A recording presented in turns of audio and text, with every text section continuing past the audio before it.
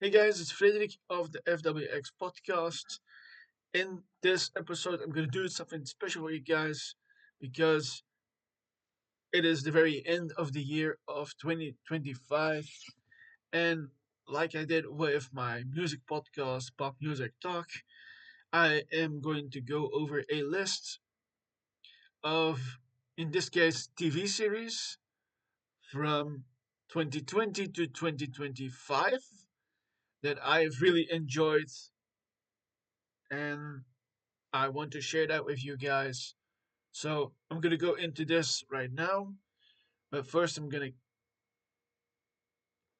say this is that you can like this video and you can also subscribe to this channel and this podcast that makes us more available to people who like this kind of content when we're talking about movies, TV series, uh, different genres like thrillers and action and superheroes and lots of franchises talk as well. And we talk a lot about stories and story elements in here as well. And so if you subscribe, you get more of that kind of content. Okay. And then also the disclaimer here is that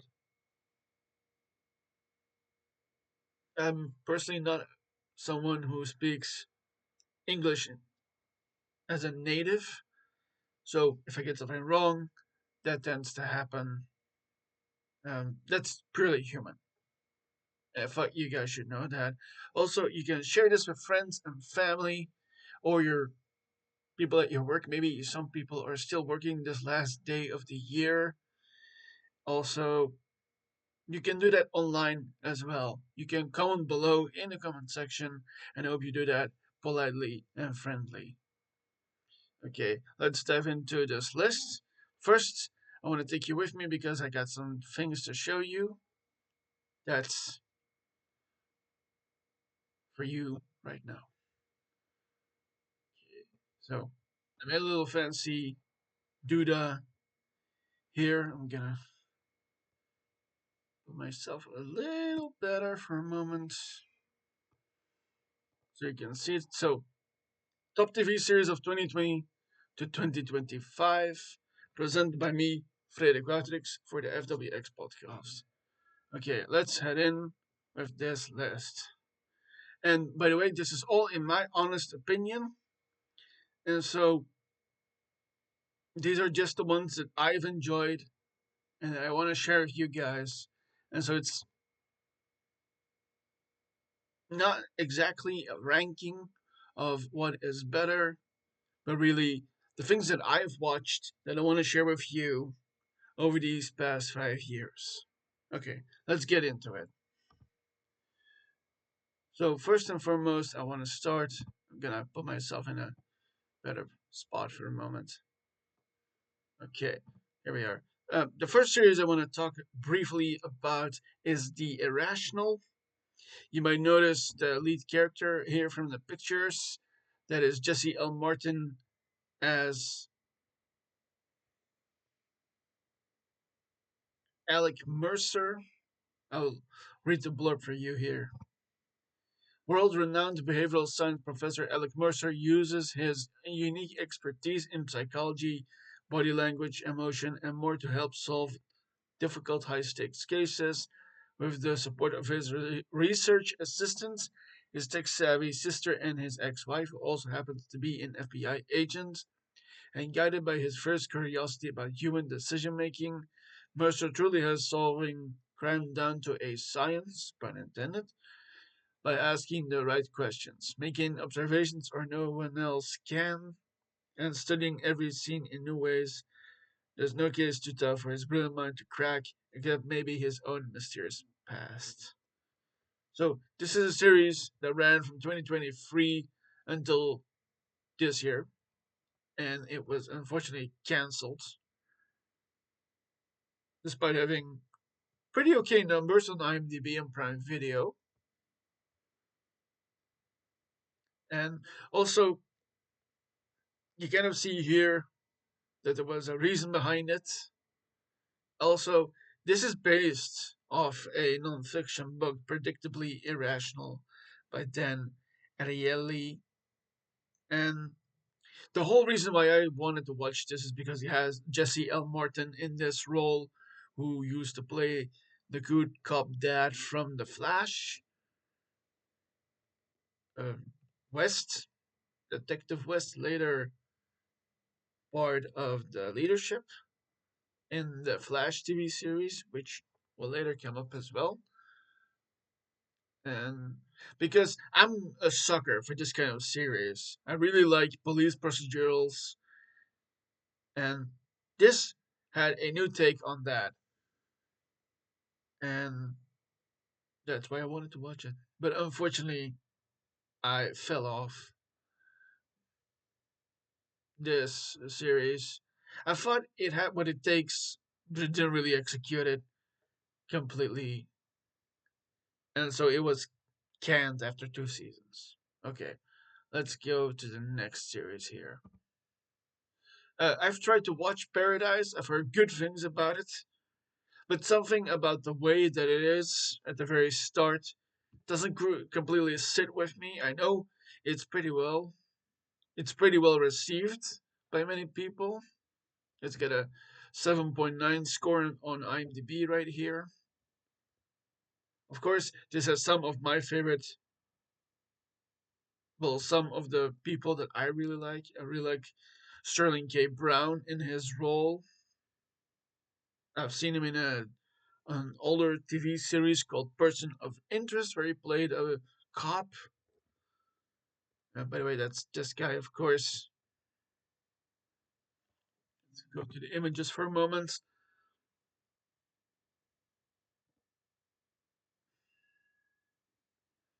Yeah, this is everything that I kind of like: political intrigue, murder, investigations. Like I said, I really like the kind of police procedural stuff. And so I tried to watch this from the very beginning, but something about it just kind of set me off. So I did not continue it. And I probably should continue it. Maybe if I rush through it, I'll really like it. It also has somebody else that you see in this picture right here. That's James Marsden right there. Because who can't like James Marsden? I'll check for a moment if I'm right about that name, though. Because this seemingly does have what I like. It's got another person that I like in here, Sarah Shahi. Ah, here we go. Cole Bradford. Yeah. Okay, so this had everything that I wanted. Didn't really feel it. Okay, let's go to the next series. I watched a couple of episodes of High Potential. It also has that kind of police procedural with an external source kind of TV series vibe, and it works pretty well, as obvious by the ratings, 7.6 on IMDb. I don't really put a lot of stock in Rotten Tomatoes these days, but the 98 score must be pretty good, though. So, yeah. And this is about a woman with, well, I'll read you the blurb right here. Morgan, single mom with 3 kids and an exceptional mind, helps solve an unsolvable crime when she rearranges some evidence during her shift as a cleaner for the police department. When they discover she has a knack for putting things in order because of her high intellectual potential, that's the name there, she is brought on as a consultant to work with by the book's seasoned detective Karadek. Together they form an unusual and unstoppable team. And so this was shown on ABC in America. Huh. I'm just noticing something here on the Wikipedia page. Is that it's based off another series, HBI, from my side of the pond, a Franco-Belgian crime comedy series. But High Potential is, of course, set in LA, in California. And I did watch some of those episodes. It's decent. A scene It's still ongoing. They're busy with that because I've already seen some advertisement or commercial for this next season. Given that we're about to go into 2026, I'm not sure which season that is. Did they just end season two, or are they about to start season three? And you know what? If you have seen High Potential, put it down in the comments if you like the series and what you think is amazing about it. Okay, next series on the list. A couple years ago, there was a series called The Lost Symbol, based on the book by Dan Brown, which I read at the time. It was an okay book, and it is similar to said book, of course, and I'll read what it says. A young Harvard symbologist must solve a series of deadly puzzles to save his kidnapped mentor and thwart a chilling global conspiracy. And so, what's interesting about this series is that it's got some interesting talent in it. You got Eddie Izzard as Peter Solomon from the book. You got Ashley Zuckerman, who I've seen in something else, of the kind of external source working with the police kind of vibe. I'm referring to Designated Survivor, where he played the VP. And then also Rick Gonzalez, who I saw in Arrow.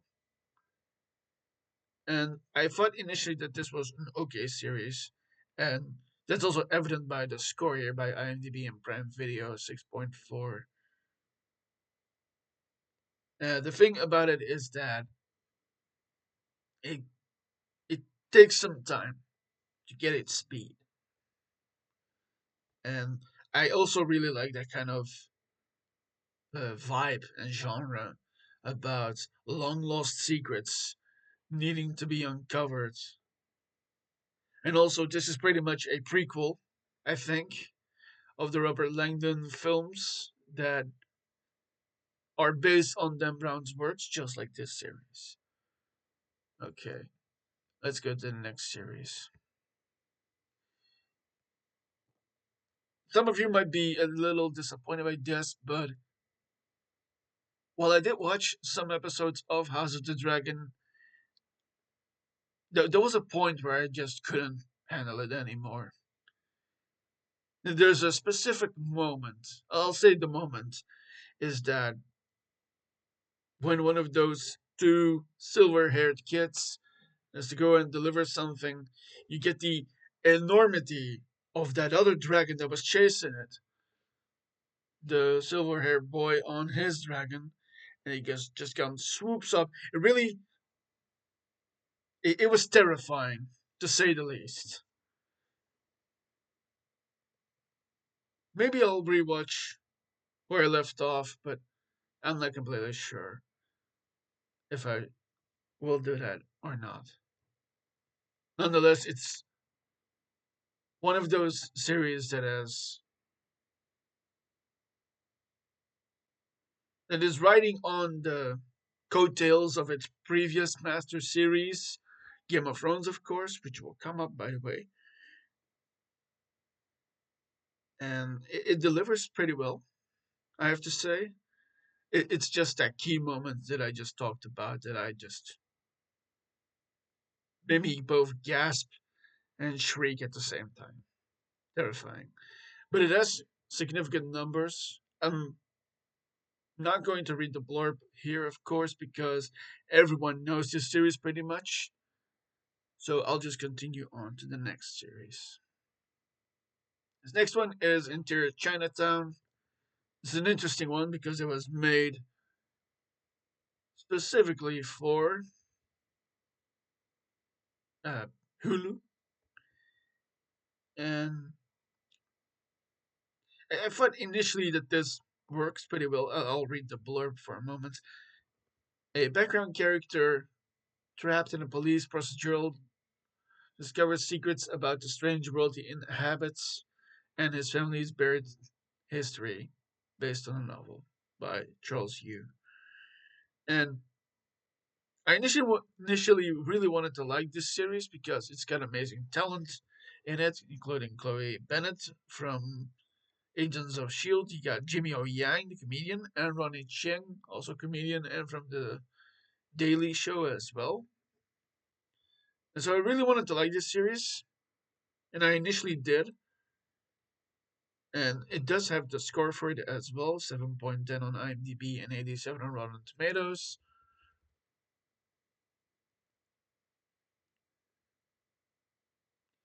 And it's kind of got everything that I wanted.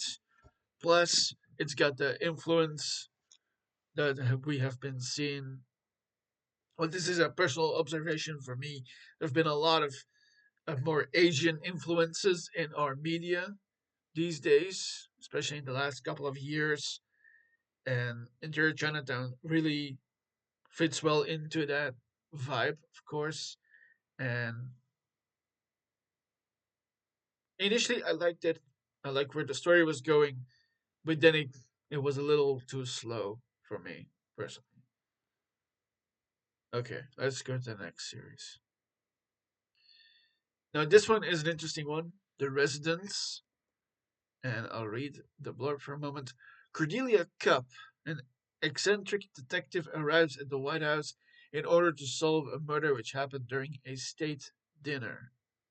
And this is also an adaptation of The Residents Inside the Private World of the White House by Kate Anderson Brewer. So this came out last year, this year, and it's got some amazing talented in this as well. Uzo Aduba, you have Kylie Minogue briefly, you have Giancarlo Esposito, you have Randall Park in this as well. And so, like I said, I love me a good thriller, good mystery. This is the combination of both a police procedural and being political intrigue at the same time.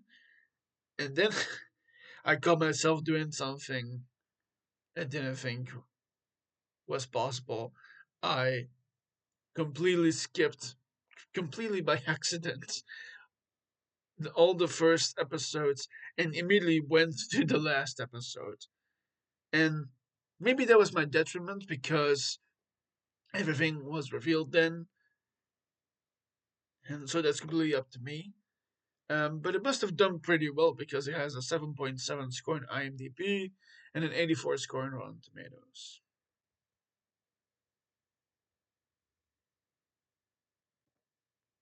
Briefly want to check if that's seeable. Yeah. So, fairly good series, and to my own detriment, I did not completely see it, but still very worth the watch. Okay, next series. The Brother's Son is also, like I said, part of that Asian influence in our media the last couple of years. I've heard good things about this initially. It's got some amazing talent in it as well. You got Justin Chin, I think I'm supposed to say, from Warrior, which I'm thinking of watching, and also the incredible Michelle Yeoh from so many series, but especially one of my favorite movies of the last couple of years, Everything Everywhere All at Once. And yeah, I started watching this series. I'll read to you the blurb for a moment. When the head of a Taiwanese triad is shot by an assassin, his son, Charles Charlock's son, portrayed by Justin Chin, I'm sorry if I mispronounced stuff, heads to Los Angeles to protect his mother, played by Michelle Yeoh, and his brother, played by Sam Lee, this man right here, who has been completely sheltered from the truth of his family until now. And so it's a combination of both comedy and action with that large and very cool Asian influence. And so that's what it really comes down to. And for everything that I've watched so far, because I need to pick it up, it is very enjoyable. And also, it has the score for it as well, 7.5 on IMDb and an 84 score on Rotten Tomatoes. So, fairly well received, and I need to continue watching it. Okay, next series Zero Day, and this is an interesting one. I'll read to you the blurb for a moment. George Mullen, portrayed by Robert De Niro in this series, is a popular former U.S. president. Is brought out of retirement to head a commission investigating a global cyber attack. That is what this is about, and it's got some amazing talent behind, and on the from cinema onto your TV. Of course, I already said Mr. Robert De Niro. Of course, you got Jesse Plemons in a role, Lizzie Kaplan as well. You got the current president in this series as in the form of Angela Bassett. You also have Dan Stevens in a role as well. And the thing about this series, I initially very much wanted to like this, but I think it struck a chord in terms of what was happening in our real lives at the time when this came out. But we kind of picked up our sphere. That's I'll say it different. We kind of picked up where we left off when it came to politics the last couple of years, and maybe I'll either rewatch or continue where I left off with this series. And so this is a thriller, very much with a lot of talent behind it, but it didn't really pick up anything, as is clear by the ratings 7.10 on IMDb and a 54% on Rotten Tomatoes. So maybe I'll continue it, given that we're in a better place with this right now, as I initially did not feel that way. So yeah. All right, next TV series. And this one I initially wanted to like as well. This is The Recruit. It has Noah Centineo in a role, and I'll read you the blurb. A fledgling CIA lawyer gets caught up in a dangerous game of international politics when a former asset threatens to expose the nature of her relationship with the agency unless they clear her name. And part why I wanted to like this one is because it's made by Alexi Hawley, who has made one of my favorite series of all time.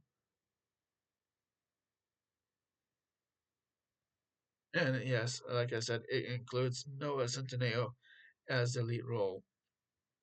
But unfortunately, like some of the other series I already mentioned, it kind of suffers from not going fast enough. The pacing is kind of off with this series. And like a few of those others that I just spoke about, this is a Netflix series. And it has 2 seasons.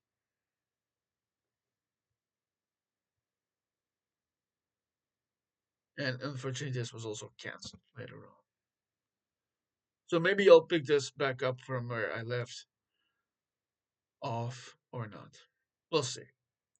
Next series Citadel, another action thriller TV series with two leads that are kind of amazing when it comes to their usual projects from 2023. I'll read to you what it is about. The global spy agency Citadel has fallen and the memory of its agents has been erased. Now the powerful Manticore crime syndicate is filling the power vacuum. Citadel agents must remember their past and find the strength to fight back. And part of the reason for me wanting to watch this is because it has some of those amazing leads that includes Priyanka Chopra and Richard Madden, and also the amazing Stanley Kubrick in this series. Maybe somebody else too. Yeah, those are the three that I really wanted to shine in this. This initially has what I want, but didn't really live up to it. And again, those two leads will absolutely find something else to pick up. Okay, and this is also evident by the ratings, of course, 6.2 on both IMDb and Prime Video. All right, next series. This was a shame I found with Shadow and Bone, which I initially really liked because, like I said on the channel, we talk a lot about story elements as well, and I tend to focus a lot on fantasy when it comes to that. And Shadow and Bone is a fantasy drama series, and I'll read to you the blurb for those who don't know what it is about. Sinister forces plot against a young soldier after she reveals a magical power that may unite her world. And in this case, it is the ability to summon light. And it's got some interesting. And this was such a good series initially, but then they canceled it because it wasn't reaching.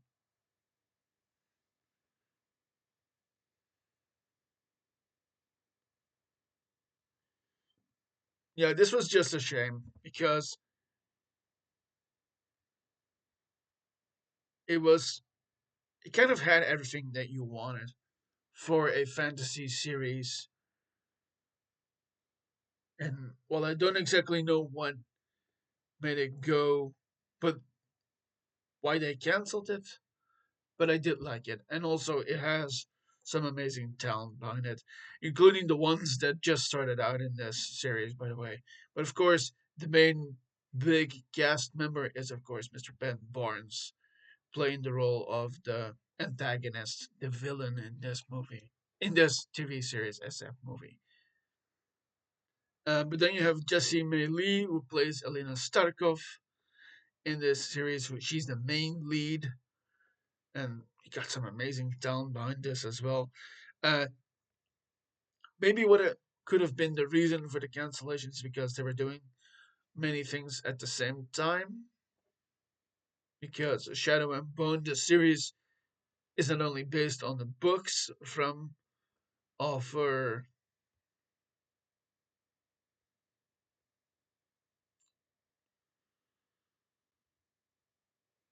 author. We'll look this up for a moment. Lee Bardugo. But yeah, this had so many talents that you were really like. I want this to continue, but then they didn't, unfortunately. And it had the numbers to be a pretty good series if it had was able to completely finish. The 7.5 on 10 on IMDb and 83 on Rotten Tomatoes. That's not bad. That's pretty good actually for something like that. And like you see, I'm highlighting the cast right here because this was initially such an interesting series. Okay, on to the next TV series. I talk a lot about superheroes on this channel, on the podcast. That includes those that even I know not a lot about. That includes Miss Marvel. And this was a pretty good TV series from Marvel. And also part because one of the reasons that I wanted to watch Miss Marvel is because of the behind the scenes talent, which includes people from my own backyard. In fact, it was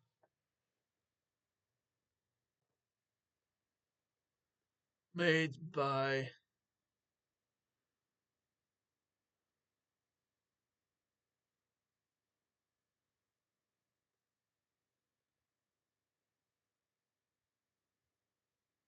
oh, maybe I'm exaggerating a little. Some of the episodes were done by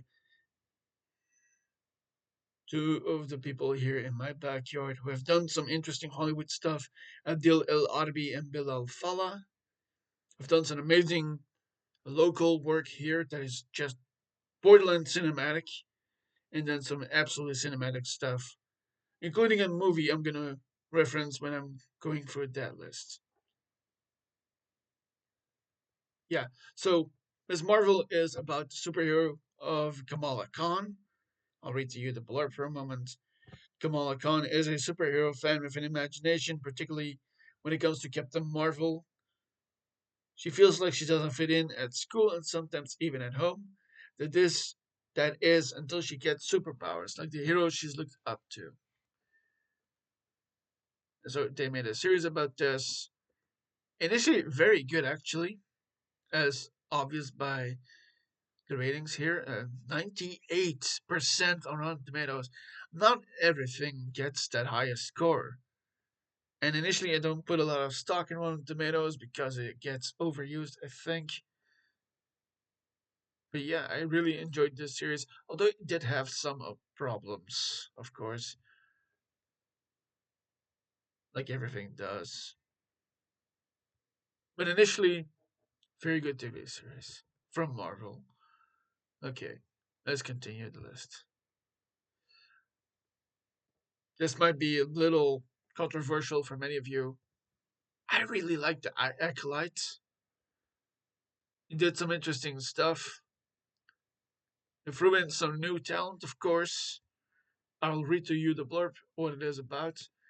A former Padawan reunites with her Jedi Master to investigate a series of crimes, but discovers the forces they confront are more sinister than they ever anticipated.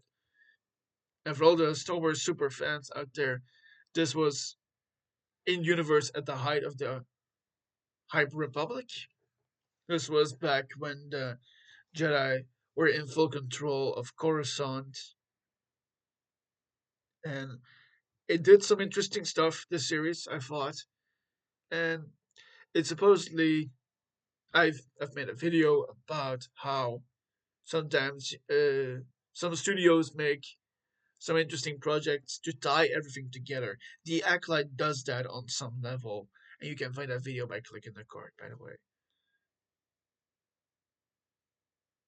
And they did that. They put in some amazing talent here, including Manny Jacinto to play the antagonists, Amanda Stenberg, and Daphne Keane, of course, from her X-23 fame,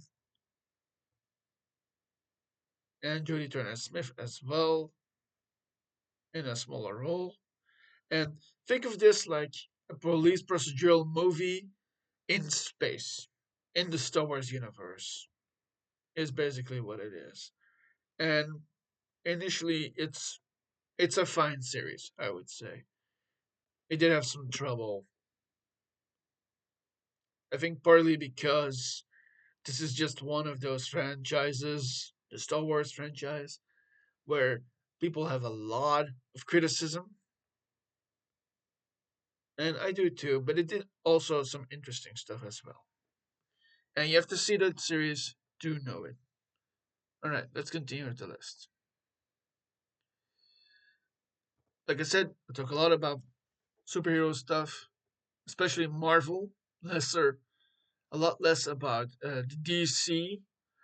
Marvel Zombies was interesting to see because you get, well, I'll read the blurb for you. A new generation of Marvel heroes battle against an ever spreading zombie scourge. I made a video at the time about zombies. You can find that by clicking the card, or you can watch this after this. And it is all about that. The Marvel zombies taking on the form of their superheroes as they try to take over and Earth in the Marvel universe at large. And you really have to see it to watch it. But it's amazing. And there's a potential for maybe a second season. Alright, let's continue. Like I said, I talk a lot about superheroes. That includes those even I know lesser about. I said the same thing about Miss Marvel. I did watch Echo at the time too. Echo did some interesting stuff as well when it came to representation, and I feel that on some level too, because This is a series about a disabled person. I'll read to you the blurb. Maya Lopez's ruthless behavior in New York City catches up with her in her hometown. She must face her past, reconnect with her Native American roots, and embrace the meaning of family and community. And it includes a lot of representation for disabled people, specifically for people who have to use sign language. I'll put it like that. And of course, it also has some amazing talent that we have seen before. You have Alakwa Cox as Echo. You get the amazing Vincent D'Onofrio as Kingpin, and Charlie Cox in a brief moment as his character Matt Murdock, and then some other folks as well that I know lesser of. But yeah, this is, I would say, a decent series, but it doesn't really have the numbers to back that up with a 5.9 on IMDb and a 71% on Rotten Tomatoes. Okay, let's continue. Like I said, I talk a lot about superheroes.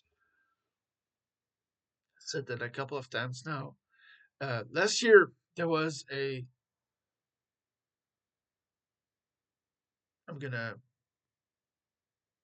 use a terrible pun. A reborn version of Daredevil with Daredevil Born Again, which finds us in a new sphere for Matt Murdock. I'll read the blurb for you for a moment. Matt Murdock finds himself on a collision course with Wilson Fisk when their past identities begin to emerge. And this series was especially made with everything from the street level TV series though from Marvel that is now becoming part of the larger MCU. And so that is about this as well. Also, the Born Again comic series is heavily influences the story here. We get a lot of interesting and new characters that we haven't heard about, but also those briefly known, but also those that we already know about, even though we haven't watched them, including myself. I haven't watched those street level shows from before, including the first seasons of Daredevil. I did think that this series was initially fairly good, despite being cut and pasted and edited up the wazoo. There was some interesting pacing in there. There was an interesting episode where it was all in just one location. That's really cool. And the numbers really prove it as well. 8.1 on IMDb and 87 on Rotten Tomatoes. I want to highlight that cast for a moment. You have, of course, Charlie Cox as his main character, Matt Murdock. You got Deborah Ann Woll coming back as Karen Page. With moments, you got John Bernthal as the enigmatic Frank Castle. You got Wilson Bethel as Bullseye. Of course, Mr. Kingpin himself, Vincent D'Onofrio. Tony Dalton returns back from Hawkeye. You also have the first appearance of the White Tiger of Hector Ayala with Camar de los Reyes, who is not seen a lot, but enough, unfortunately, because something happens. And that's also discovered and touched upon in this TV series from Daredevil, which, like I said, was more than an alright show. It was just cut up and down and edited up the wazoo. Alright, let's continue. So, I do also like what they are trying to do with Star Wars, trying to fill in the gaps where needed. The Obi-Wan Kenobi series from 2022 also did that. This includes, of course, those two main roles, of course, with Ewan McGregor playing his famous role as Obi-Wan Kenobi. We get moments with Mr. Anakin Skywalker, aka Darth Vader. We have some interesting new talents in this series with Moses Ingram playing a Sith Inquisitor. You have Camille Nanjiani in a role. Also have Benny Safdie in a role. You get the voice of James Earl Jones returning for Darth Vader, and Rupert Trent as the Grand Inquisitor. And I'll read to you for a moment also the blurb. The Jedi Master contends with the consequences of his greatest defeat and the downfall and corruption of his one-time friend and apprentice, and against Skywalker, who turned to the dark side as the evil Sith Lord, Darth Vader. And so this was a pretty okay, if not borderline great, TV series, despite it being a bit more cinematic than just a TV series. And the numbers also prove this with a 7.10 on IMDb and an 82% on Rotten Tomatoes. Okay, next series. And we're gonna dip back into the superhero genre with The Falcon and the Winter Soldier, which is an action cinematic TV series, I would say, exploring the trauma, tragedy, and interesting sides of. Well, I'll read to you from the blurb.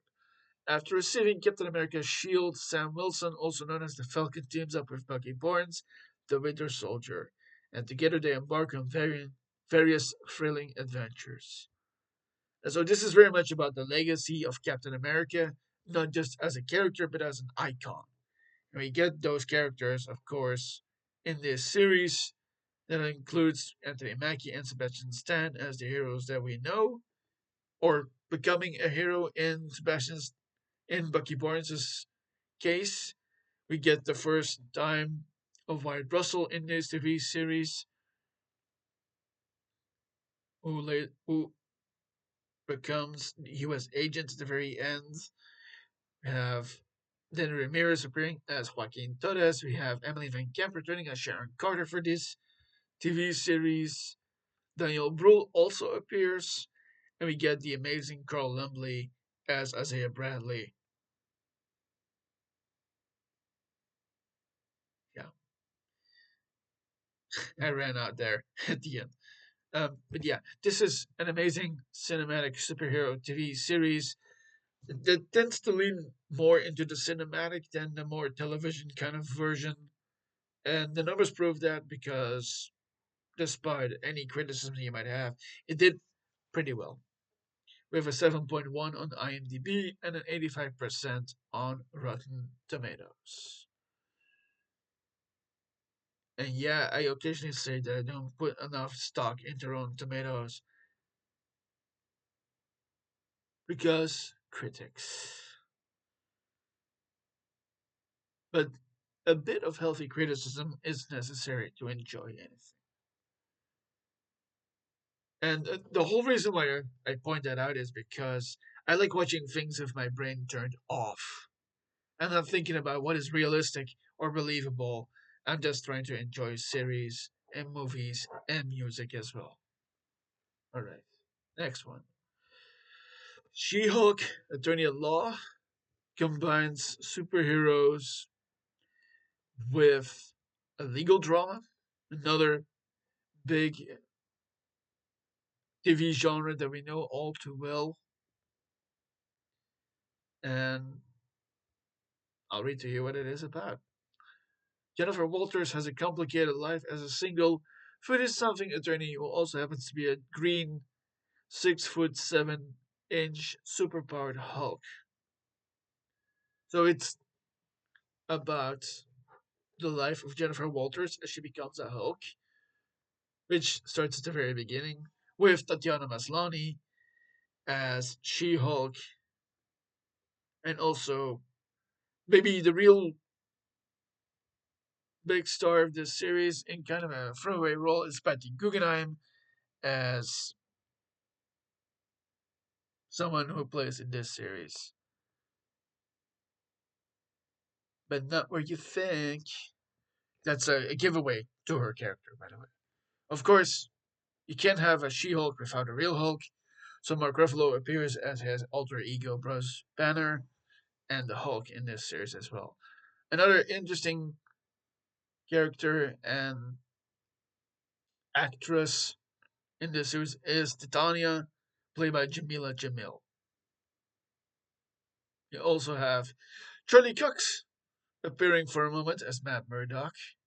And then also interesting enough, and this is something I pointed out years ago on Reddit at one point, that maybe they should try and see if there's any talent left from the CW Arrowverse. And guess what? It happened. They put Josh Segura as Augustus Pugliese. And in case for those who don't know who Josh Segura was, he played Prometheus on Arrow, one of the coolest villains on that show. And so that happened. Ha! Okay, these are all the series that are basically uh, more criticism than more positive things to talk about, despite them still being very good. And the numbers also prove this for She-Hulk Attorney at Law, with an 80% on Rotten Tomatoes, unfortunately a 5.2 on IMDb. I have a sneaky suspicion why that is the case. And to all those who think, oh yeah, he knows. Yeah, exactly. Okay, let's continue with a few more.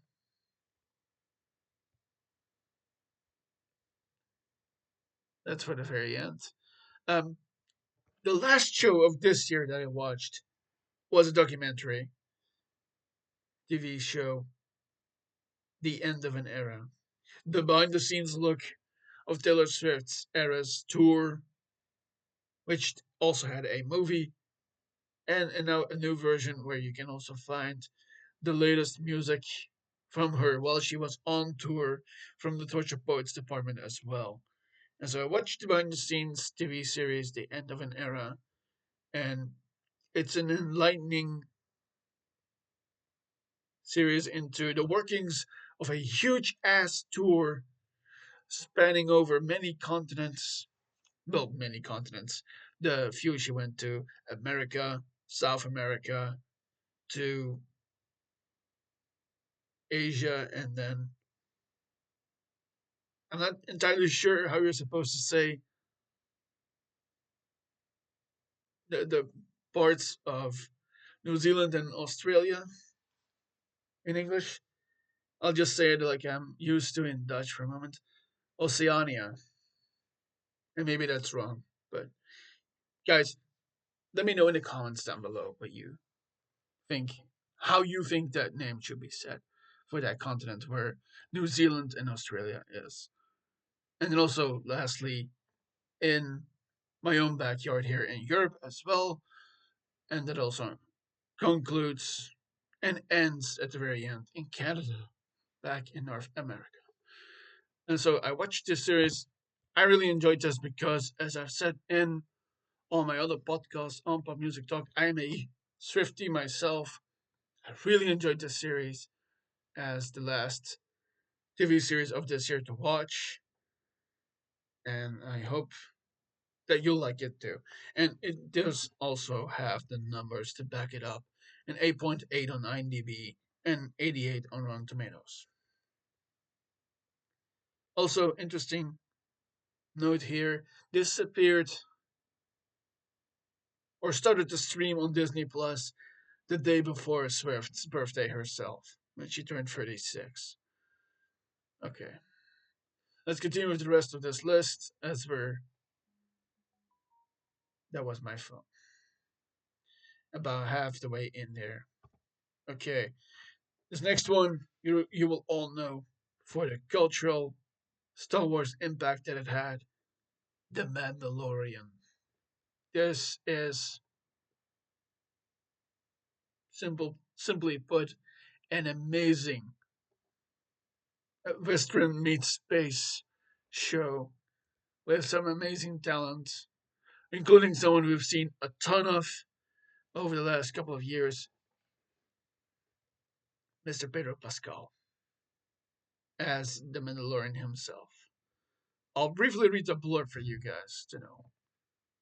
After the defeat of the Empire at the hands of the rebel forces, a lone bounty hunter operating in the Outer Rim, away from the dominion of the New Republic, goes on many surprising and risky adventures.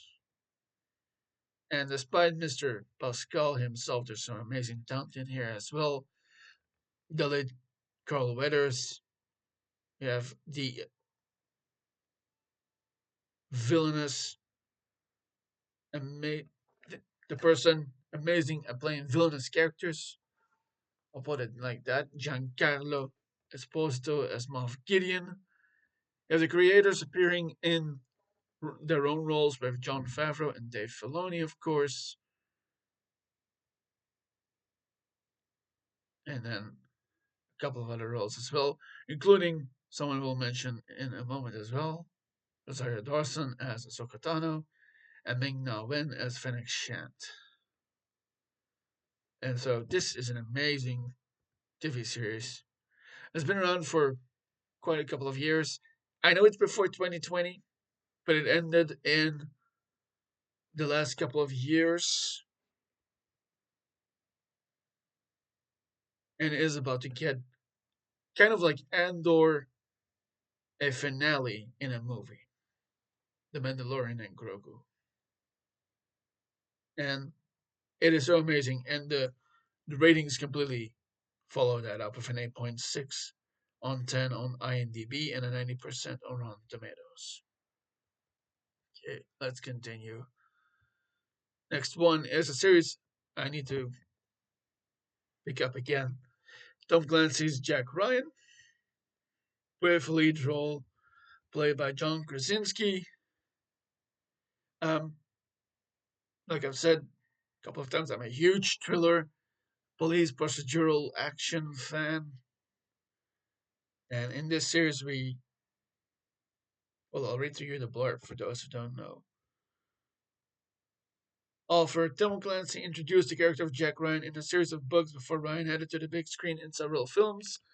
Now, the former U.S. Marine is featured in an episodic series for the first time, with John Krasinski portraying Ryan in this Amazon original thriller that centers on Ryan as an up-and-coming CIA analyst. He is thrust into a dangerous field assignment for the first time and uncovers a pattern in terrorist communication that launches him into the middle of a dangerous gamut with a new breed of terrorism that threatens destruction on a global scale. And so this is based on those Jack Ryan books from Tom Clancy, and I've read a good couple of them myself. I have a good couple of them, and actually I need to pick it back up because I haven't seen season 3 yet, which from as far as I know, is actually very close to what we're going through right now with what is going on in America right now. But yeah, I really like it. It's got, of course, like I said, John Krasinski as Jack Ryan. We got Wendell Pierce as James Greer.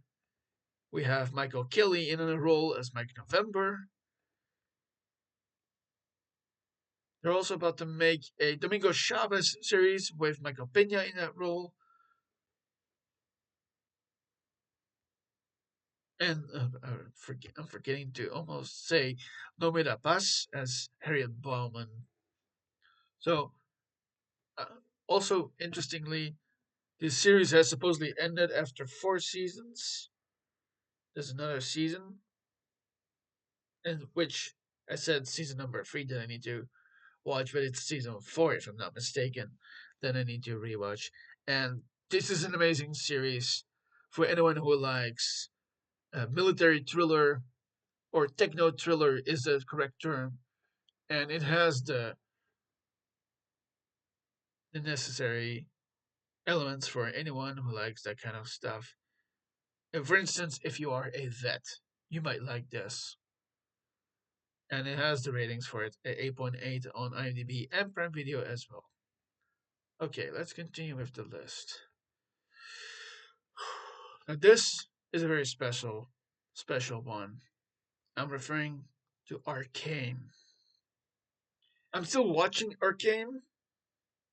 I need to continue actually, and because I need to breathe in between episodes because it is fucking amazing of a series.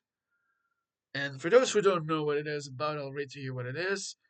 The origins of two iconic league champions set in utopian Piltover and the oppressed underground of Zaun.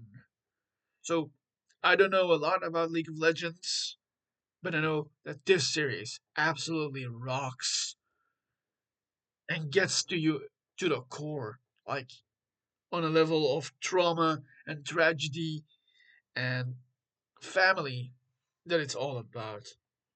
And it's also got amazing voice talent behind it, including Ella Purnell as Jinx, Haley Steinfeld as Vi.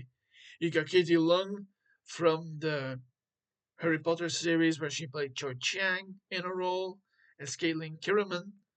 You got Harry Lloyd in a role as Victor. You got Kevin Alejandro, yet another Arrowverse alum, in a role in another place as Jace. You got voice talent extraordinaire Yuri Lowenthal and Robert Craig Smith in two roles as Clegger for Robert Craig Smith and Milo for Yuri Lowenthal. You'll know these two guys if you have played any game in the past 25, if not 30 years. I'll give you the two that I really know them about. Lowenthal as the Prince from Prince of Persia, and also from the latest Spider-Man games, and then Robert Gregg Smith as the incomparable Ezio Auditore da Firenze, not to mention other roles as well that I know lesser about. Okay, so Arcane is a freaking amazing TV series with immaculate scores here, 9.10 on IMDb, and a freaking 100% on Rotten Tomatoes. Absolutely amazing. And I need to continue watching it. Okay. Um, I said that I was going to share what I really like and what I'm watching with this, but I would 100% put it at the top if I were really ranking this list. Okay, let's continue with said list. Like I said, I talk a lot about superheroes, especially Marvel, on occasion also DC, and The Flash definitely sits atop, and I'm referring to the Arrowverse Flash, not the movie. That might come up on the superhero. That might come up on the movie list, the movie itself, with the other one. And so this is from the Arrowverse. I have seen every single episode, bar one, of The Flash. And it's got all those amazing characters from the comic book novels. You got Barry Allen in his lead role, of course, as Grant Gustin as Barry Allen. I re-say that in a moment. You got Keenan Lonsdale as Wally West. You got Daniel Pellebigger as Killer Frost. Excuse me. You got Iris West. You got Matt Letcher, who is an amazing actor. You got Carlos Valdez. You got so many interesting people. Also, Jesse L. Morton as Detective West in this series. In case you don't know what The Flash is about, I'll read to you what it is about. Barry Allen, a forensic investigator in Central City, gains the power of superhuman speed from a freak accident. He gets lit by lightning.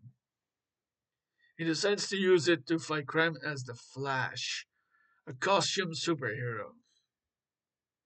And this, like I said, is part of the larger Arrowverse. They dip into possibly every genre there is. This borderlines on superheroes with sci-fi, with police procedural, with horror, lots of humor. It can sometimes. It can, at several points, be incredibly dark as well, and it also dips into the multiverse, which is a genre in of itself, I think. And like I said, I've seen every single episode, bar one, of this series, and it's pretty freaking good. It really shows off, especially those lead actors. I'm referring to Grant and his team, of course, and Tom Cavanaugh. Tom Cavanaugh as the Reverse Flash. Well, both him and Matt Ledger play that role in this series. But that's up to you if you want to see it. It's 9 freaking seasons long, so that's really one that you might want to watch by sitting down and really enjoy it. And it's got the ratings to prove it. 7.5 on IMDb and 85% on Rotten Tomatoes. That's still very good actually for a TV series about a guy in like an extra large speedo, a red extra large speedo, running as fast as he humanly possible and even faster. Okay, next series. Another one from the Arrowverse that I really enjoyed for years, Legends of Tomorrow. And for those who don't know what it is about this. Rip Hunter, a time traveler, comes to know of Vandal Savage's plan to cause an apocalypse to destroy Earth and time. However, he assembles superheroes to thwart Savage's evil plan and save the world. And so Legends of Tomorrow is about those supposed B-lister superheroes from the other shows of the Arrowverse, both The Flash and Arrow, and they all come together. They have several seasons of this show, 7, and I really, really enjoyed this. They get incredibly wacky and crazy near the end, but it is so worth your while if you're into that kind of stuff. It's all about time travel. It dips into several genres. There's a lot of hero's journey, which I also have a video about. You can check it out by clicking the card. You got amazing talent behind the scenes and in front of the camera as well, with people stepping into new roles like Katie Lotz, who plays Sarah Lance. You got former Superman actor Brendan Rouse stepping into a new role as the Atom. You got Dominic Purcell and his buddy Wentworth Miller from Prison Break into roles in this series. You got a few others that I didn't know about before. You got Doctor Who alum Arthur Darvill in a role here. You got Victor Garber from Titanic fame as a role in here as well. So, amazing TV series. Gets extraordinary wacky, but it's so worth your time. And I'm personally kind of ashamed or offended by the score that it gets by a 6.7 on IMDb and Prime Video. It should have like an 8, personally. Like I said, amazing series. Go see it if you want it. If you want to. Okay, next TV series. I've been watching The Witcher for some time. I know there's a lot of controversial stuff when it comes to the latest season.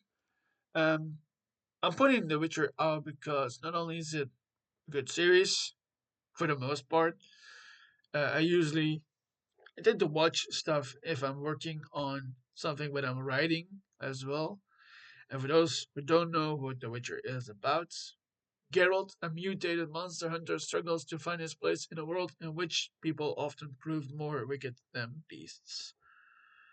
And it's also based on books by Andrei Sapkowski, I think I'm supposed to say it, and created by Lauren Schmidt and Hisser for Netflix. And so I tend to watch stuff sometimes because I'm writing something at the same time, and it needs some inspiration. And initially, when it started, as far as I got with The Witcher, very enjoyable, but also borderline horror with moments. Yeah. Okay. Next series. This is yet another one of those series where I need to pick up where I left off with Only Murders in the Building. And for those who don't know what it is about, three strangers share an obsession with true crime and suddenly find themselves wrapped in one. When a grisly death occurs inside their exclusive Upper West Side apartment building, the trio suspects murder and employs their precise knowledge of true crime to investigate the truth. Perhaps even more explosive are the lies they tell one another. Soon the endangered trio becomes to realize a killer may be living among them as they race to decipher the mounting clues before it's too late. This is an amazing series that's been around for a couple of years with some of the biggest stars in it that we have already known our whole entire lives. But at the core, you have Martin Short and Steve Martin, two close friends, as Oliver Putnam and Jules Hayden Savage. Then someone from my own generation, if not a little bit older than me myself, Selena Gomez in a role. And then some extraordinary talents from other movies and shows that you've known before, including Taya Leone in a new role, Logan Lerman in a new role, the unmistakable talent of Meryl Streep in this as well. You also have Beanie Feldstein and Renee Zellweger and Cara Delevingne in this, and an even more incredible talent that I'm not even talking about. And so this is a damn good series that really needs to pick up where I left off, where you can that you can watch. It's got the right ratings for it with an 8 on 10 for IMDb, and Allociné has a 4.5. And it's got everything I could want. Amazing talent. It takes place in New York and a bit abroad, and also in LA for a season as well. And yeah, it's kind of got everything you want and amazing talent and more. Okay, next TV series. I've mentioned The Recruit already. Now let's talk about The Hunting Party for a moment. So, this is yet another police procedural crime drama television series that I've been watching on occasion as also inspiration for when I'm writing. I'll read to you what it is about. After a secret prison underneath the Wyoming countryside suffers an unexpected explosion, the nation's worst serial killers are once again at large. Former FBI profiler Bex, played by Melissa Roxburgh, is brought back into the fold alongside an elite team of soldiers, spies, and special agents to help track down and recapture these deadly criminals before they kill again. Thrust into a world of intrigue and conspiracy, Bex must grapple with not only her own complex past, but also the enduring mystery of what was happening at this prison and who caused the explosion in the first place. So, again, another thing right up my alley with crime and police procedural and then also political intrigue, and with a pretty good name in the hunting party as well. Also has some interesting talents. I mentioned The Flash before. There's another person from that show that's in this, and that's Patrick Sabongi playing Ryan Hassani, and maybe a few others as well. No, that's about the only one I know from this series. Um, I need to pick this up where I left off. It's okay, I would say. I was especially watching this because I was writing at the time, and unfortunately, it doesn't have the best of numbers when it comes to IMDb and Rotten Tomatoes. Okay, next TV series. This one is freaking amazing. X-Men 97 from 2024. I've heard there's plans for a second season and that they're working on that. And oh my god, does it hold up? against the legendary TV series that it was originally that this series is a sequel to X-Men 96, and it's got the numbers 8.7 on IMDb and 99% on Rotten Tomatoes. In case you don't know, a band of mutants use their uncanny gifts to protect a world that hates and fears them. They're challenged like never before, forced to face a dangerous and unexpected new future.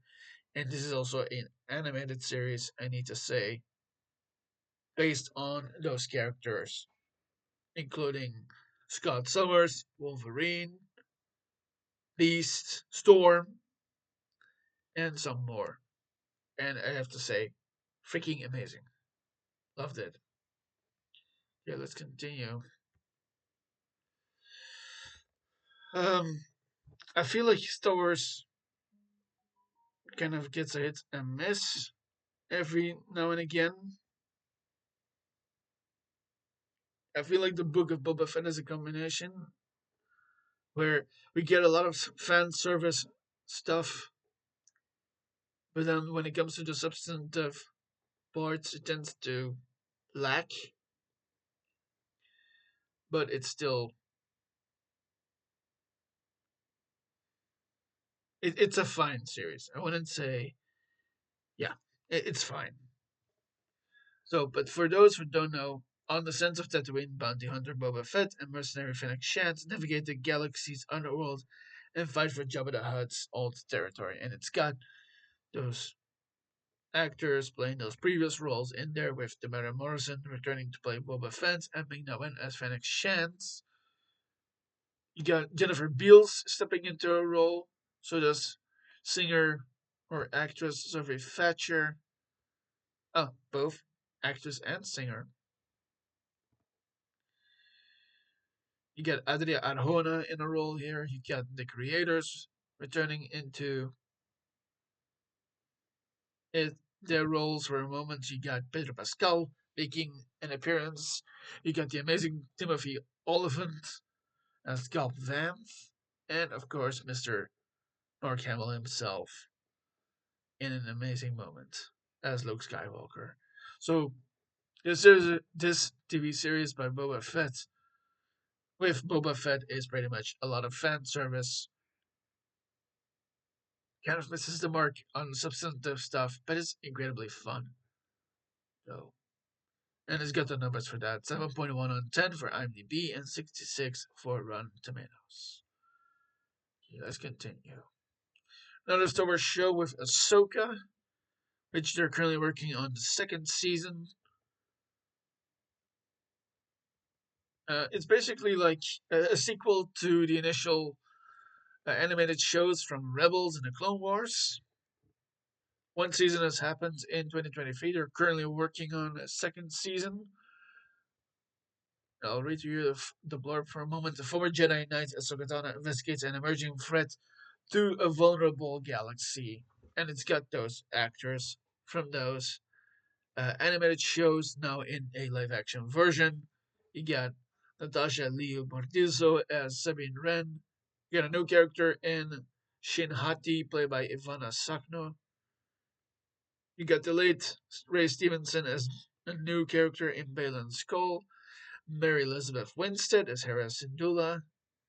And of course, the titular character, Ahsoka Tano, played by Rosario Dawson.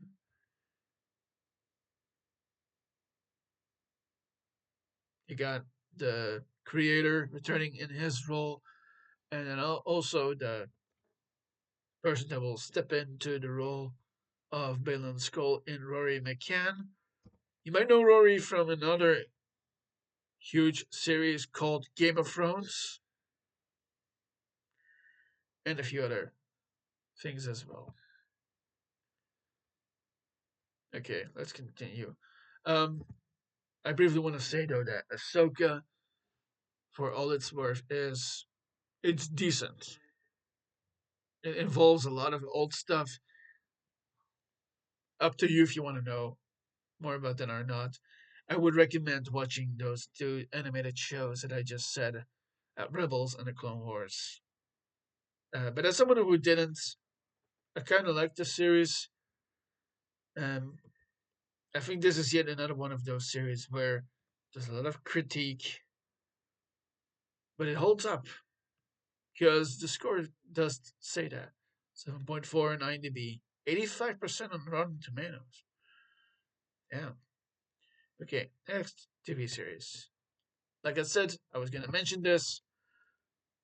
Like with The Witcher, I watched Game of Thrones for its storytelling, for the world building, for the characters, and for the larger story. That's why I watched it. Well, I was in the process of watching it a second time last summer. It's eight freaking seasons long, of course, so that takes a lot of time. But this also showed us a ton of new actors that we've come to know borderline intimately the last couple of years, from Emilia Clarke as Daenerys Targaryen to Kit Harington and Pedro Pascal, of course, Sophie Turner, Maisie Williams, Lena Headey. The I'll say this about Game of Thrones: it involved one of my new favorite actors, Peter Dinklage. Amazing, amazing, uh, just freaking amazing. The series itself is just one of the best. For those who don't know what it is about, nine noble families wage war against each other in order to gain control over the mythical land of Westeros. Meanwhile, a force is rising after millenniums and threatens the existence of living men. And of course, it is based off the books by George R. R. Martin, made for TV by David Benioff and D.B. Weiss. Freaking amazing show that I watched just for the story building, the world building, and everything else. It's got the score as well, 9.2 on IMDb, and 89% on Rotten Tomatoes. I'll say it again, it's a fabulous show.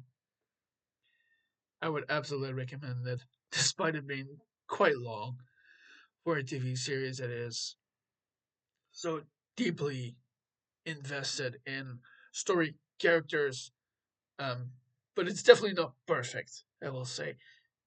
Personally, I feel like nothing is perfect, and you can hope for the best and have it be close to perfect, which this show pretty much is. Yeah, I went there. Okay, next TV show. Like I said, I like a lot of different genres. We're gonna head back into a thriller for a moment with The Diplomat. For those who don't know what it is about, amid an international crisis, a career diplomat juggles her new high profile job as ambassador to the United Kingdom and a turbulent marriage to a political star. So this takes place in London. You have some incredible lead actors with Kerry Russell and Rufus Sewell as Kate and Hal Weiler. You have Alison Janney in a role. You get Bradley Whitford returning for something. You get Aidan Turner in a role as well. And Rory Kinnear, who I will also reference in a moment when we'll get there. And this series also has. I also need to do this for a moment. And so it's been going on for 3 seasons. I need to watch season 3 still, but so far so good for me. And the numbers, the ratings also prove this: 8.8 on 10 on IMDb and 92% for Rotten Tomatoes. That's pretty good. All right, let's continue. Another thriller, action, political intrigue show is The Night Agent. This is also another adaptation, by the way. Huh, interesting. For those who don't know, while monitoring an emergency line, an FBI agent answers a call that plunges him into a deadly conspiracy involving a mole at the White House. So this is everything that I could want, and it does. It's a Netflix show, by the way. Many of the shows that I've been talking about here are from Netflix. Includes someone that apparently has been flowing, going under my radar. Gabriel Basso as the lead role.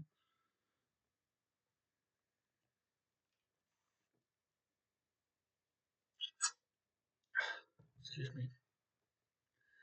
You get a few other actors in this as well, not nearly as known as Basso himself. I think. Yeah, this has like if you like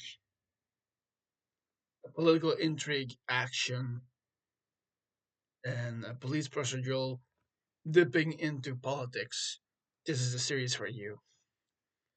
And like I said, this is also an adaptation with the proper score as well. 7.4 in IMDb and 80% on Rotten Tomatoes. Okay, next TV series.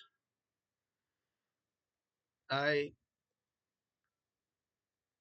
put up some of the pictures of the live action version for The Last Airbender, also from Netflix, of course. Um, this is also another hot take for me. I kind of liked the first season of Avatar: The Last Airbender. The thing with this series is that it has to live up to such a giant of an incredible animated series.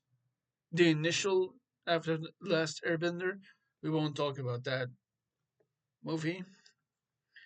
Uh, but I think they're about to do something interesting that I've seen in another series I'm about to mention in a moment. But I think they're about to become even better. And as we're going to season 2 of Avatar: The Last Airbender, I'm not gonna read to you what it is about. You really need to watch the initial animated show, which is a freaking masterpiece. Not to mention its sequel show as well, Legend of Korra. Okay, let's continue. I really want to point out though what the score is for this. It's got a 7.2 on IMDb. That's not bad at all. Get back to the pictures. That's about it I'm gonna say for this show. So I think they're about to do something interesting with the second season. Let's go to the next series. And this one was an interesting one for me. Agatha all along. Again, dipping back into the superhero genre of this show with some side characters from the One Division TV show, which I will also mention in a moment. Here we talk about set after the events of One Division, Agatha Harkness recruits some unlikely allies on her quest to regain her former powers and uncover the secrets of the Darkhold. So this is a series from 2024, including some amazing talent, including another, uh, including someone, an amazing actor that has been around for a good long time who plays a very important role when it comes to Marvel, specifically Aubrey Plaza as the Marvel version of Death, Lady Death to be precise. And then amazing side characters and important ones going forward into the MCU includes Joe Locke as Wiccan, one of Wanda's sons. You got the amazing Thespian Petulapone in a role. You got Shashir Zamata, I hope I said that right, as Jennifer Kale. You got Ali Ann as Alice O'Gulliver. You get Evan Peters returning as his role of Pietro Maximo for a moment. You get also Deborah Jo Rupp. I'll mention her despite not really knowing the things that she has done, but I feel like I need to. And this this TV series coming off another crazy good series really threw me off because I was expecting it to be very horror based, and with moments it really does, by the way. But fuck me, is it good? And it's got a very hero's journey on it, but borderline immaculate, and the numbers prove this: 7.2 for IMDb and 84 for Rotten Tomatoes. Okay, let's continue into the last ones. Like I said, what it came from is One Division, amazing series with some of the lead roles from the movies themselves: Elizabeth Olsen, Catherine Hahn, Paul Bettany, Kat Dennings, Evan Peters, like I said, Randall Park appears in this, Teyona Paris for a good moment too, and then the child actors who played her sons. For those who don't know, I'll read to you what it is about. Vision and want to live a normal life in Westview and conceal their superpowers. However, as decades pass by, they start doubting that everything is not what it seems. Okay, that's about as much as I want to say about One Division, except that it's freaking amazing, and the score really proves it as well. 7.9 on 10 for IMDb and 92 for Rotten Tomatoes. Okay, last ones, folks. Another dip into the superhero genre with Ironheart, based on the character from the comics, specifically Riri Williams. For those who don't know what it is about, genius teenage invent genius teenage inventor Riri Williams creates the most advanced suit of armor since Iron Man. Her life changes when she starts working with the mysterious Parker Robbins, aka the Hood. And so the series is about her. I think it's a decent show. It's got amazing talent behind and in front of the camera. This was also executive. It was also made by the same maker of Black Panther and Black Panther 2, with Ryan Coogler, who had a great year last year. It also includes an actor we know from mostly silly stuff and some serious stuff in Sacha Baron Cohen, who appears as yet another huge character from the Marvel Comics, Mephisto. And you got Anthony Ramos as the Hood. You got Alden Ehrenreich in a role so important. You kind of need to watch this show to really know. And it's fairly good. Ironheart also is portrayed a lot in a series I'm about to mention here too. Uh, the ratings are a bit wishy-washy, I would say, depending on your experience as well. Okay, next TV series. This is a little. I kind of feel like it's my child. The Lord of the Rings, The Rings of Power.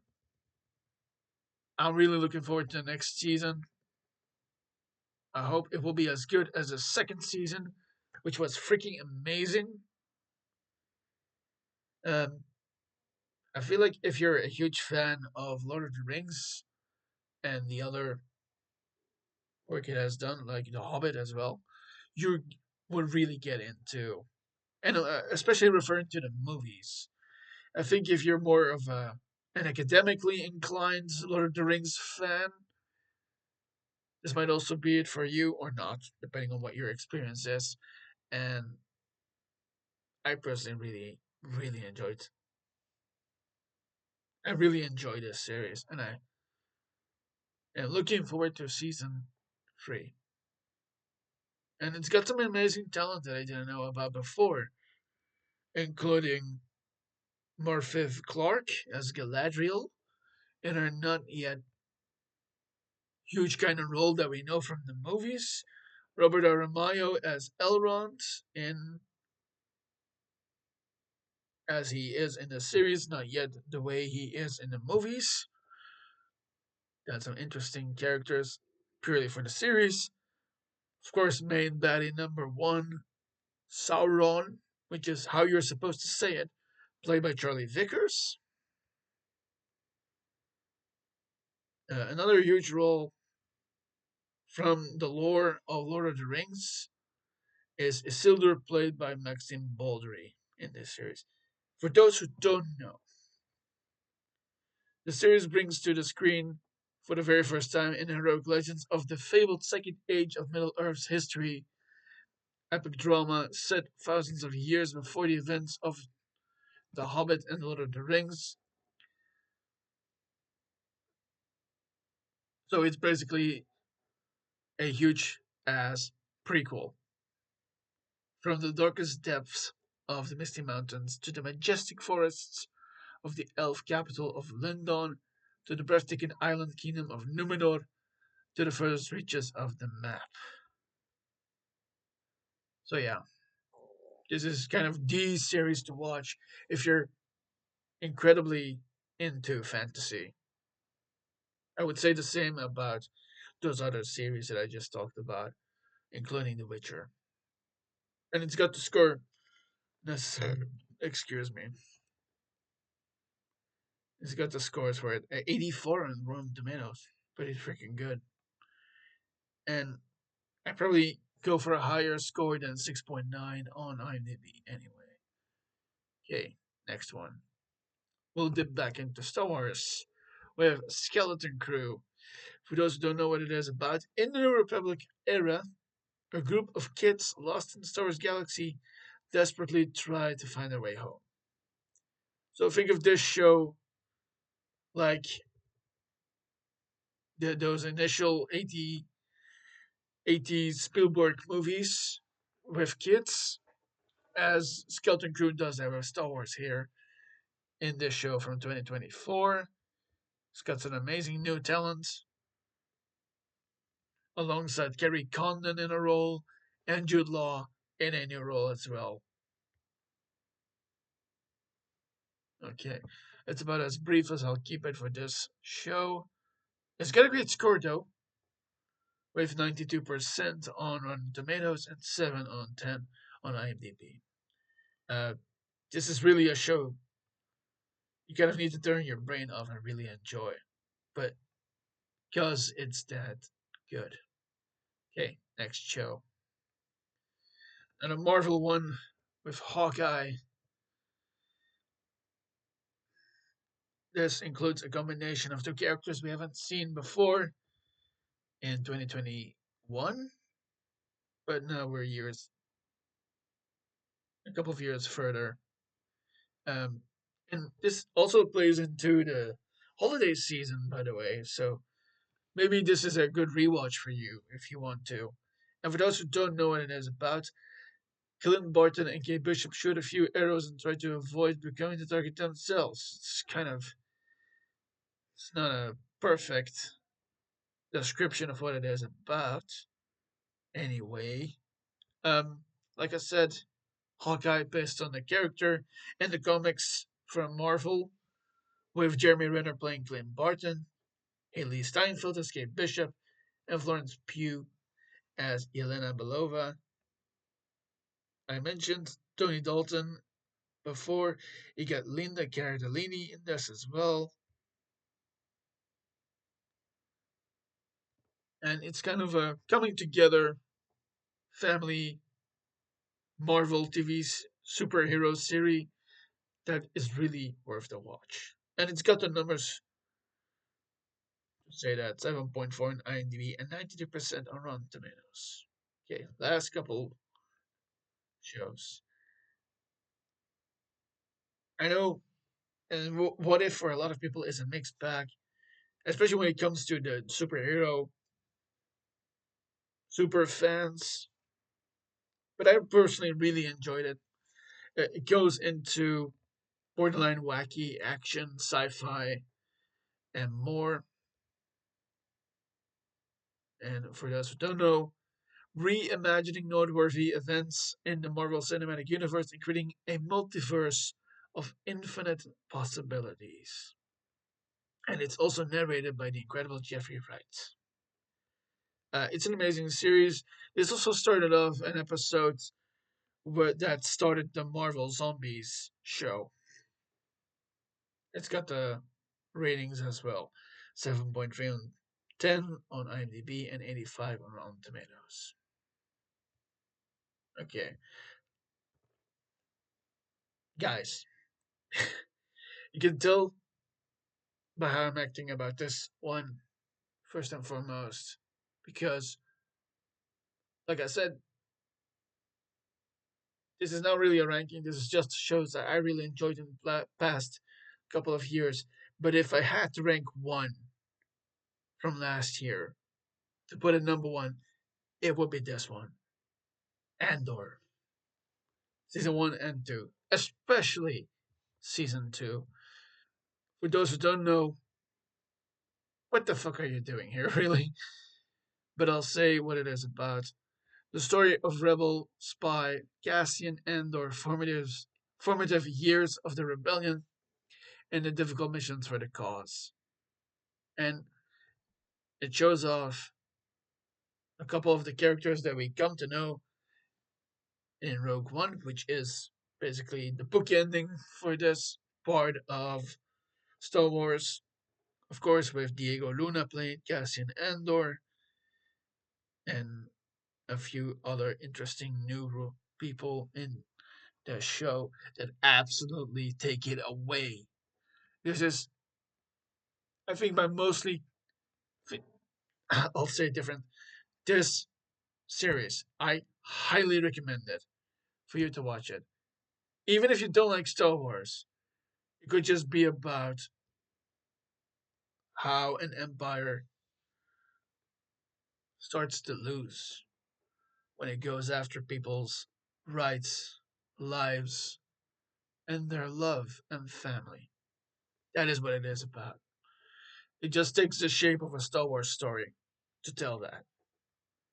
And you got amazing talent behind this, and I really recommend for you to watch it. Two people you will know from this series are Stellan Skarsgård from his many roles, and Fiona Shaw, who used to play Petunia on Harry Potter. And of course, Cash, and of course, Diego Luna. So I absolutely recommend watching Andor. And if you want, you can also watch my own takes on this and the episodes in the cards above me. And it's got the damn score for it as well, 96% on Rotten Tomatoes and 8.6 on IMDb. Right, last couple of series to talk about. Moon Knight is yet another superhero TV show from Marvel, kind of put out because they needed new stuff. Damn you, Disney corporate. But for those who don't know what it is about, Stephen Grant and mercenary Mark Spector investigate the mysteries of the Egyptian gods from inside the same body. Because this is all about who is it that we are into a specific Marvel character of Moon Knight. They got some amazing talent here behind the mask and out of it, with Oscar Isaac as the main role and Ethan Hawke as the villain Arthur Harrow. And maybe there's another actor I need to point out here. No, I don't think so. They're kind of the main takeaway for this series. I would say that May Kalawi as Lila is another great point in this one as well. I used to be a sucker as a kid about stories about Egypt, so this was absolutely in my wheelhouse as well. And despite it going a bit too far into the latest episodes, it's still a fairly good show with amazing scores at 86% on Rotten Tomatoes and 7.3 on IMDb. Okay, I did the same thing when it came to Andor. Guys, if I had to pick one to rank when it came to superhero shows, this would be it. Loki, season 1 and 2. For those who don't know, after stealing the Tesseract, Loki comes into contact with a mysterious organization that gives him an ominous ultimatum: either fix the timeline or cease to exist completely. This is a freaking good show that I really recommend you watch when it comes to Marvel specifically. And it delves into history, into time travel, and into character as well,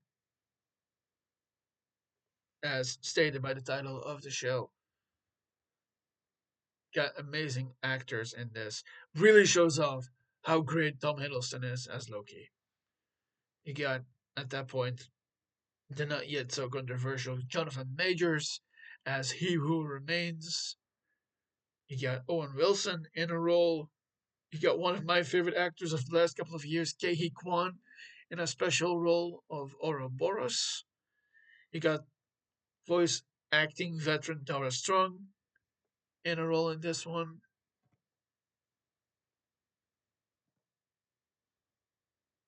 And a few other actors as well. Absolutely must watch, guys. Go watch Loki when you can, if you can. If you haven't already watched it, maybe watch it again. Freaking amazing show. It's got the score to prove it as well, with 8.2 on 10 on IMDb and 87% on Rotten Tomatoes. And finally, the last TV show I want to mention, because I rewatched this in the last couple of years, one of my favorite series of all time, Forever. Initially from 2014, but I rewatched this in the last couple of years. It is actually, interestingly enough, someone who used to play a role for Marvel, but not anymore. It's about Dr. Henry Morgan, a medical examiner, an expert in determining the cause of deaths of people without even conducting an autopsy.